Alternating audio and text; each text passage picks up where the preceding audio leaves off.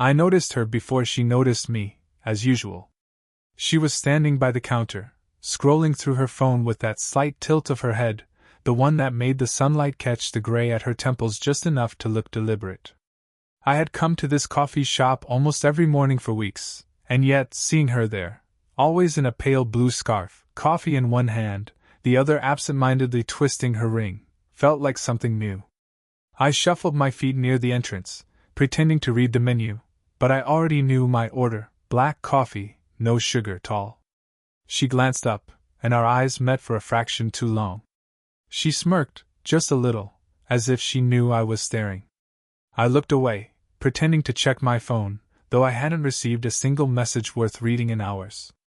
When I walked over, she remembered my order without asking. "Tall black?" she said, her voice low, casual, like she hadn't even noticed I'd been hovering. I nodded, caught off guard by the ease with which she did it. It was nothing, just coffee, but the way she handed it to me, fingers brushing the cup's rim, made the air between us seem heavier, warmer. I sat in the corner, pretending to scroll, but I kept flicking my eyes toward her. She laughed at something on her screen, a quiet, little laugh that made me want to know what it was. I caught myself folding a napkin over and over, trying to make it look deliberate, like I had a reason, some purpose beyond watching her move through the morning light. She glanced up again, caught me, and didn't look away. For a moment, it felt like she could see the tiny pattern of my life, the unsent text I kept staring at on my phone, the way I'd pause mid-step and notice the sunlight on a stranger's hand, the slow rotation of my world when I thought no one was paying attention. "Long day?" she asked, almost too casually, like she had all the time in the world. I shrugged. "Just usual." My voice sounded smaller than I expected. She smiled, tilted her head again, and said nothing more. I wanted to say everything, about the apartment that felt too quiet, about the evenings spent scrolling through messages I never sent, but I didn't. Minutes passed. We exchanged nothing but gestures, a flick of the eyes, the brushing of fingers against the counter, a shared smirk at a joke unspoken. And when she finally walked toward the door, I felt my chest tighten in a way that was new and strange. "See you tomorrow?" I asked, though it sounded more like a question to myself than to her. She paused, looked at me, and smiled, a slow, knowing smile. Then she handed me a small note, folded neatly, almost like she had done it 1,000 times. I unfolded it, and my heart caught.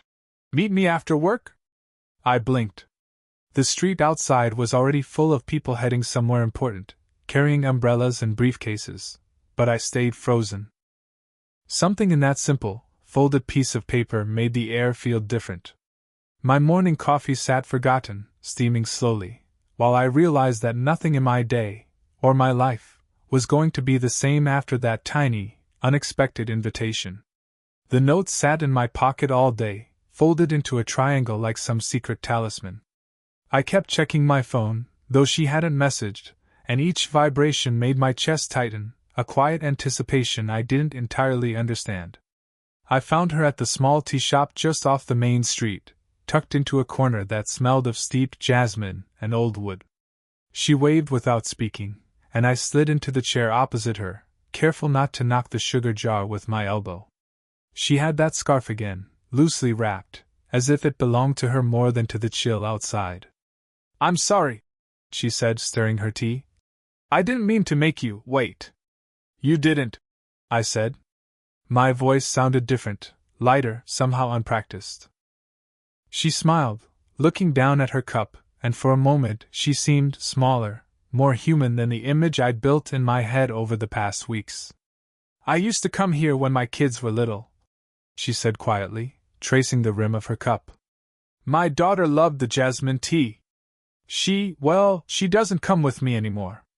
The sentence trailed off, carried somewhere I wasn't meant to follow, but I felt the weight of it. It wasn't dramatic, but it was real, and it was hers. I nodded, and the air between us thickened, not with words, but with the unspoken acknowledgement that this was complicated. Divorced, older, experienced. And me, 20, still fumbling, learning how to balance the edges of my own life. Yet here we were, leaning across a table with half-empty cups, as if nothing mattered except the slight warmth of her hands near mine. We fell into silence, and I noticed the way her shoulders slumped just slightly when she thought no one was looking, the careful way she adjusted her bracelet. I imagined what it would be like to reach out, to touch her hand, to see if she flinched. I didn't. Not yet. "Do you ever think about what you want?"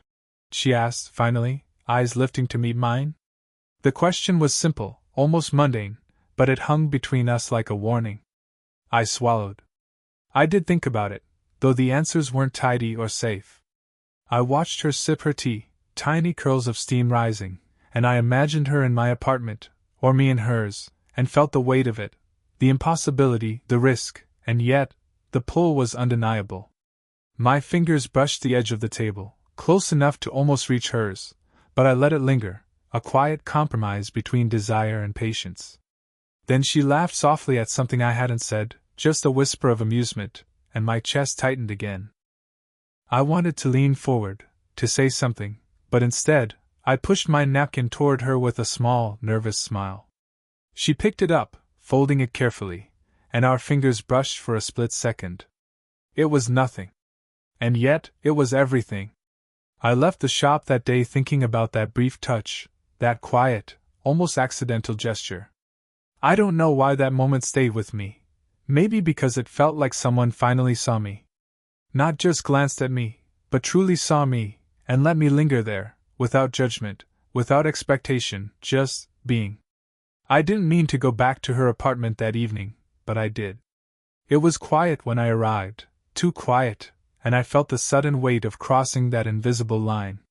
She was in the kitchen, leaning against the counter, tea kettle forgotten, her scarf loosely draped over her shoulders like it always was. "Did you want some tea?" she asked, not looking up. Sure," I said, fumbling with the mug in my hands. The handle slipped for a second, and I caught it just before it hit the counter. She glanced at me, a small, knowing twitch at the corner of her mouth. I felt myself flush. We sat at her small table, the light dimmed by the evening, the hum of the fridge the only sound besides the slow clink of spoons and cups. She didn't speak much, and neither did I, but I noticed the way her fingers traced the rim of the mug, the faint way her lips pressed together when she was thinking, the hesitation in her eyes whenever I shifted closer in my chair. I wanted to ask her if this, whatever this was, meant something, but I couldn't.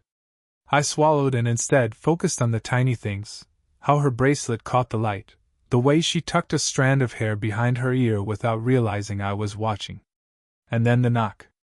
A quick, polite knock at the door. I froze. She glanced toward it, eyebrows knitting for the briefest second. "It's just the plumber," she said, voice casual, too casual. "He said he'd stop by to check the sink." I nodded, but my chest tightened. When the door opened and a man stepped in, she excused herself for a moment, leaving me with the lingering scent of her perfume and a half-empty cup of tea. I realized, in that pause, how small this apartment felt, how close I had been to stepping too far, how fragile the bubble of intimacy really was. When she returned, I wanted to say something, anything, but she sat down and poured herself more tea, and we stared at each other across the table. My fingers brushed the mug again, close enough to almost reach hers, and I thought, for a split second, about leaning forward, closing the distance. But I didn't. "Do you ever wonder what it'd be like?" she said softly, voice trailing. "If things weren't complicated?" I caught my breath. Her eyes held mine for a moment too long, and I wanted to answer, wanted to admit everything, but the words tangled in my throat. Instead, I nodded faintly, head tilted, lips parted slightly, my fingers still on the mug as if holding on to some kind of anchor. She shifted closer, enough that the edge of her hand almost touched mine. My stomach tightened, and I felt the quiet thrum of everything we weren't saying. Time slowed, the light softened, the apartment held its breath with us. And then, she leaned back, just a little, breaking the moment. I exhaled, more than I realized I had been holding in. We sipped our tea in silence, and yet, I could feel the unspoken line hovering between us, so close, so tangible, almost crossed. I left her apartment that night with a strange ache in my chest, thinking about how near we had come to losing ourselves in a single, quiet gesture.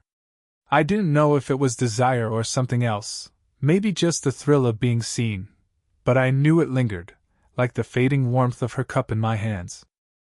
We walked along the riverbank just as the sun was dipping behind the buildings, long shadows stretching across the cracked concrete. The air smelled faintly of rain, damp and sharp, and I kept my hands buried in my jacket pockets, pretending I wasn't aware of how close she was walking beside me.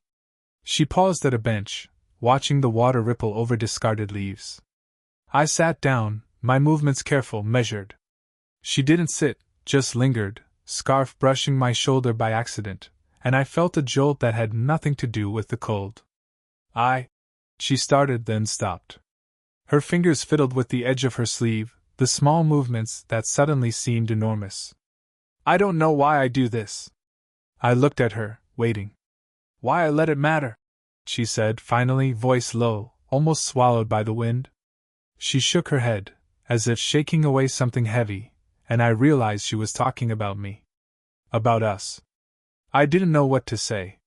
My throat felt tight, my heart too loud in the quiet. I wanted to reach out, to touch her hand, to tell her it wasn't wrong, that it wasn't shameful to feel this, but I stayed still. You know, she said, still not looking at me. I shouldn't even. She stopped, exhaling slowly, letting the words hang between us, unfinished. The air around the bench seemed heavier, carrying the weight of all the things either of us had said. I imagined saying something.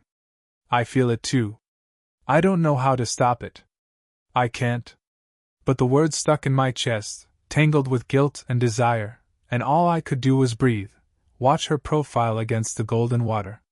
She shifted closer, almost imperceptibly, scarf brushing my arm again. I felt the heat of her hand near mine, and my body betrayed me with a small, involuntary shiver. I wanted to ask her, to finally confess something true, but my voice faltered.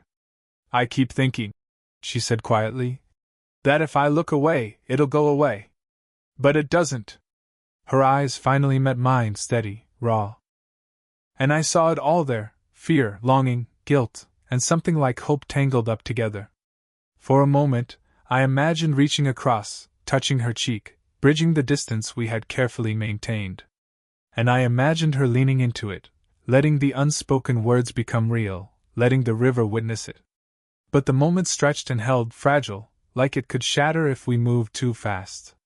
I realized I couldn't speak, couldn't move, couldn't do anything except notice her, really notice her, and let it exist, quiet, heavy, charged. And then she asked, almost whispering, almost to herself, "What if we don't stop?" The question lingered in the air as the river flowed past, sunlight fading into shadow. I didn't answer. I couldn't. But the ache of possibility settled in my chest, and I knew that whatever came next would change everything. The next morning, I went to her apartment, coffee in hand, thinking we might pick up where we left off. But the door was closed. No note. No sound.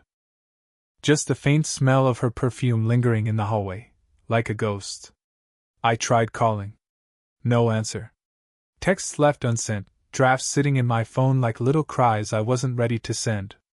I waited outside, pretending to check my watch, watching shadows stretch across the pavement. She didn't appear. The cafe where she usually worked her shifts was closed for some reason I didn't bother asking about. I kept replaying our walk by the river in my head, the brush of her scarf against my arm, the question she had whispered. What if we don't stop? It felt urgent yesterday. Now it felt fragile, like a note about to tear if I touched it too hard. Days passed. She stopped returning calls. Her social media was quiet, nothing posted, nothing liked. I wondered, did I push too far? Did I misread the small signs? Or was there something else? Something she hadn't said? I tried to imagine it, a child I didn't know about, an ex who mattered more than I realized, a reason she couldn't let this continue. When I walked past the tea shop that evening, she was inside, laughing with a friend. Not noticing me. Not even a glance. My chest tightened, Not anger, not heartbreak, just paused. Suspended in the quiet ache of absence. I sat outside on the curb, sipping the cold coffee I had brought with me, noticing the way the streetlights reflected in puddles from an earlier drizzle. Every time the door opened, I glanced up, hoping for her, hoping for anything. But each face that passed wasn't hers. I wanted to write her, send a message that said something meaningful, but the words tangled in my mind. Are you okay? Too ordinary. I miss you. Too desperate. I let my phone sit in my lap, unsent, staring at the blank screen like it held the answer to everything and nothing at all. A week later, I walked past her building. The door was ajar, just a crack. I thought about knocking. But I didn't.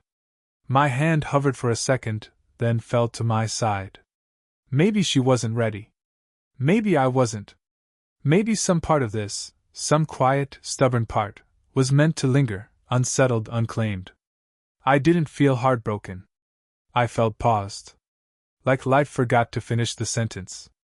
I sat on the curb a while longer, sipping my coffee, watching the city move around me. Somewhere inside, I knew she existed in that movement, just out of reach, and that the ache of her absence was heavier for its subtlety. I got up eventually, leaving the cup on the curb, fingers brushing the rim absent-mindedly. The door stayed closed behind me. I found her on a weekday evening, sitting on the small bench outside her apartment. The street was empty except for the occasional hum of a passing car, and the air smelled faintly of rain that hadn't quite dried. She didn't look up when I approached. I stopped a few feet away, hands shoved in my pockets, trying to make myself small. Hey, I said, voice rougher than I meant. She finally lifted her eyes, tired but not surprised. Hey. I sat down beside her, careful to leave space, though the distance felt both necessary and unbearable. Silence stretched between us, but it wasn't uncomfortable, not yet. Just loaded. I've been thinking, I said, unsure how much to reveal, how much to hold back. About everything. About us. About. I stopped, mouth dry, eyes flicking to her hands folded on her lap. She tilted her head slightly, waiting. Not pressing, just watching. The pause felt like a question in itself. I don't want to. I exhaled, the words half there.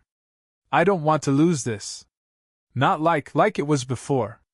Her fingers twitched over the bench's edge, and for a moment I thought she might move closer or retreat entirely. Then she said softly, almost a whisper, I don't want that either. It wasn't dramatic. There were no confessions about love or life-changing decisions. Just acknowledgement. The raw honesty of two people admitting that they cared more than they had dared to say. I felt my chest loosen a little, the tension in my shoulders fading.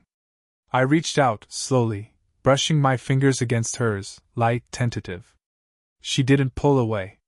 Her hand shifted slightly, resting against mine for just a second longer than necessary. You okay?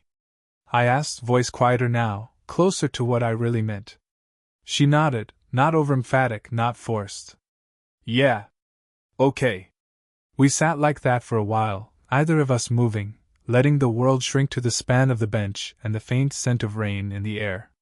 No words were needed beyond that single touch, that small acknowledgement. I realized, in that moment, that we didn't need a grand resolution. The emotional cost had been paid in stolen glances, unsent messages, and lingering touches. Here, simple, human connection, our fingers brushing, her quiet nod, was enough.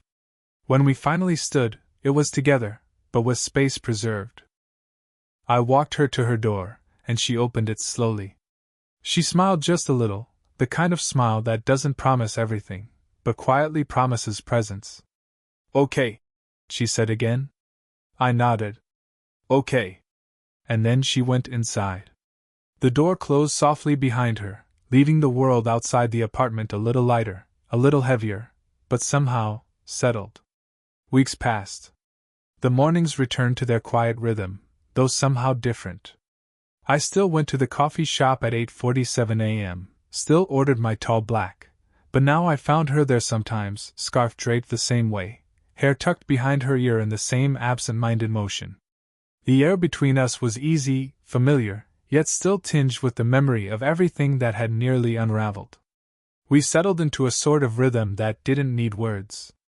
Shared tea on quiet evenings, laughter that came naturally instead of forced, the subtle brush of fingers when passing a cup across the table.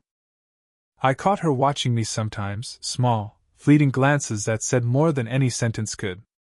And I found myself doing the same, noticing the little things, the crease in her sleeve, the way her eyes lingered on the sunlight hitting the floor, the soft exhale that told me she was thinking about me even when I wasn't speaking. One evening, we returned to the river bank. The bench still stood there, weathered and unremarkable, but it held memory. We sat together, legs touching lightly, shoulders brushing, just letting the quiet stretch around us. No confessions, no promises, just presence. She sipped her tea, I had my coffee. The steam curled between us, like an invisible thread connecting moments past and moments present. "I remember that first morning," she said softly, "when you didn't look away." I smiled, remembering. "I still don't." She nudged my shoulder lightly, a small, human gesture that carried more weight than anything dramatic ever could. I realized then that this, the ease, the careful attention, the quiet acknowledgement, was what we had been building toward all along. Not a perfect love. Not a story anyone else could understand. But ours, earned in fragments and pauses and small, persistent truths. Life continued.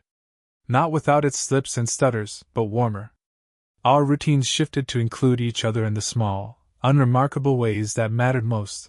Teacups left side by side, notes tucked in pockets, coffee prepared just the way I liked it. Evenings held no grand speeches, only the steady comfort of presence. As I walked her to her door that night, she pressed a folded napkin into my hand, a small callback to our first awkward, fragile moments, and smiled, a quiet, knowing smile. I nodded, pocketing it, understanding the weight of it without a word. I walked away slowly, chest light, aware of everything that had happened and everything that had been quietly saved.